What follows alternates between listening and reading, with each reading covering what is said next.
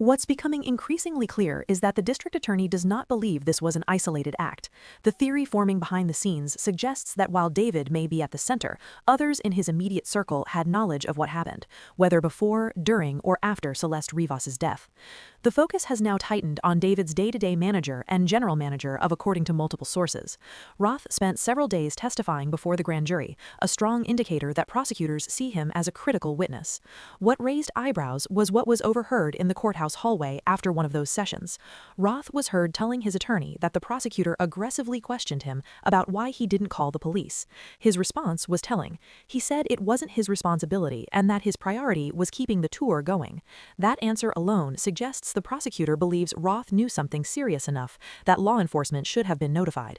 And the only crime currently before the grand jury is the death of Celeste Rivas. Prosecutor Beth Silverman is reportedly driving this case with unusual intensity. Sources say her energy inside the grand jury room has fully engaged jurors, creating an atmosphere more consistent with an indictment-focused proceeding than a fact-finding investigation. Multiple jurors are said to be highly engaged with Roth, asking questions and pressing for clarity, something rarely seen in a purely investigative grand jury. What makes this even more significant is that Roth may be testifying under a grant of immunity. Immunity isn't handed out casually, it's typically given when prosecutors believe a witness has exposure but isn't the primary actor. However, immunity comes with strings attached. If the witness doesn't tell the full truth or deviates from what prosecutors expect, Roth can quickly unravel. That may explain why Roth and his attorney were later seen entering a private courtroom alongside the prosecutor, with the public ordered to leave. These types of closed-door sessions often signal disputes over compliance, truthfulness, or the scope of immunity. In simple terms, adding another layer to this is Josh Marshall, David's co-manager and the individual who rented the Los Angeles house where David stayed. That same house was searched by LAPD after Celeste's body was discovered. Investigators believe the location plays a key role in the timeline. With both managers connected to critical locations and decisions, prosecutors appear to be mapping responsibility outward, not inward. Then there's the issue of a female witness who allegedly failed to appear before the grand jury.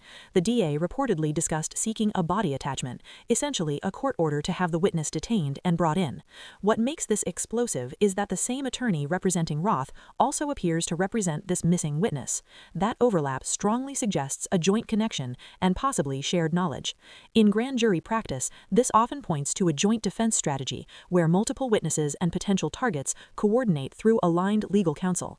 While legal, it also tells prosecutors exactly where to apply pressure. When one person cracks, the entire structure can collapse. Despite public confusion, law enforcement sources indicate that investigators already have a detailed electronic and physical timeline.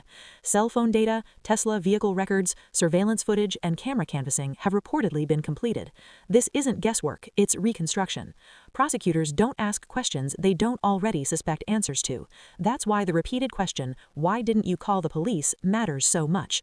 It implies the DA believes Roth knew something that, if reported, would. Investigators are also believed to be expanding beyond the initial assumption of one or two involved individuals. The working theory now suggests a wider circle, people who didn't necessarily participate but who knew enough to stay silent. Silence, in cases like this, can be as revealing as action. The tension between the medical examiner and LAPD has complicated matters. While the ME reportedly listed the cause of death as undetermined due to decomposition, LAPD continues to treat the case as a homicide. That split gives defense attorneys room to maneuver, but it does not stop a grand jury from indicting, especially when circumstantial and digital evidence is strong. The Santa Barbara trip, the unexplained timeline gaps, and the eventual discovery of Celeste's body in David's Tesla remained central questions. Prosecutors appear confident they understand how events unfolded. What they are now doing is forcing the truth out of those on the edges of the story. Immunity deals, closed-door hearings, threatened body attachments, and extended testimony all point to the same conclusion. This is no longer exploratory. This is pressure. Whether an indictment ultimately comes down will depend on one thing: who finally decides to protect themselves instead of the circle. What makes this stage of the case especially dangerous for everyone involved is that grand juries don't bluff. Prosecutors don't apply this level of pressure unless they believe the core facts are already established. At this point, the questioning isn't about what happened, it's about who knew, when they knew it, and why they stayed silent. Sources familiar with the proceedings say the DA's focus has shifted from simply proving a homicide to identifying post-incident conduct. In other words, what happened after Celeste Rivas died may be just as important as what happened before. Who helped maintain normalcy? Who prioritized business, schedules, and appearances over transparency? And who made decisions that delayed law enforcement involvement? That's why the tour keeps coming up. The idea that the tour had to go on isn't just a casual explanation, it's a motive framework. Prosecutors appear to believe that multiple decisions were made to avoid disruption. When careers, contracts, money, and reputations are on the line, silence becomes a strategy, and strategy becomes liability.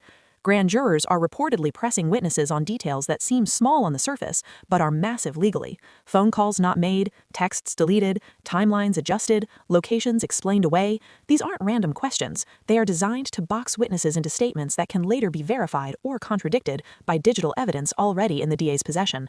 That's also why immunity agreements are so fragile. Immunity protects against prosecution only if the witness is fully truthful. If prosecutors believe someone is minimizing, omitting, or redirecting blame, immunity can be challenged. That threat alone is often enough to force cooperation or trigger panic, and panic creates mistakes. Investigators are also believed to be examining coordination between witnesses: who spoke to whom before testimony, who shared information, who aligned stories. In high-profile cases, it's common for people in the same orbit to unintentionally expose themselves by repeating the same phrasing, the same justifications, the same explanations. Patterns like that don't go unnoticed. The female witness who failed to appear before the grand jury remains a critical wildcard. Prosecutors don't seek body attachments lightly. That move suggests the DA believes this witness has information that could clarify or complicate the narrative.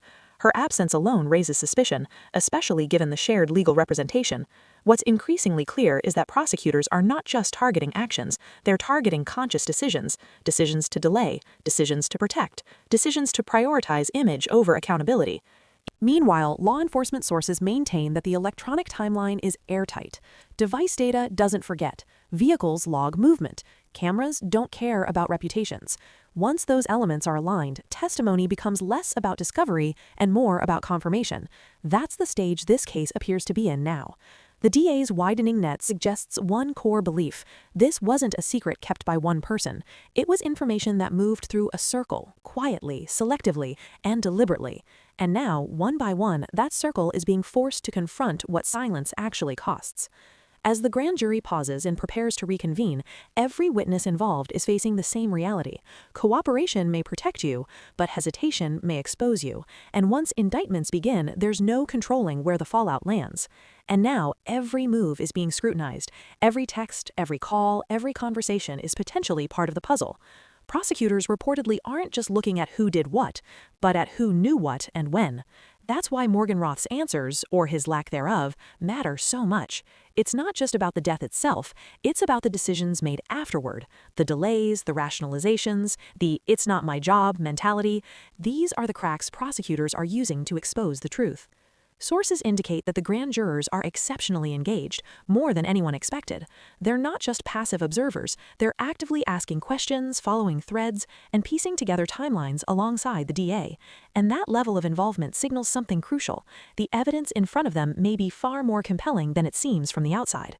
Meanwhile, the DA's attention on the missing female witness suggests that there's more to the story than a single individual's actions. Prosecutors are reportedly connecting dots between her, Morgan Roth, and possibly others in David's inner circle. The implication is clear: this is a network of knowledge, not a lone actor, and the grand jury's job is to map that network and determine responsibility. From a legal standpoint, the immunity agreements are both a shield and a sword. They protect witnesses, yes, but only if they are fully transparent.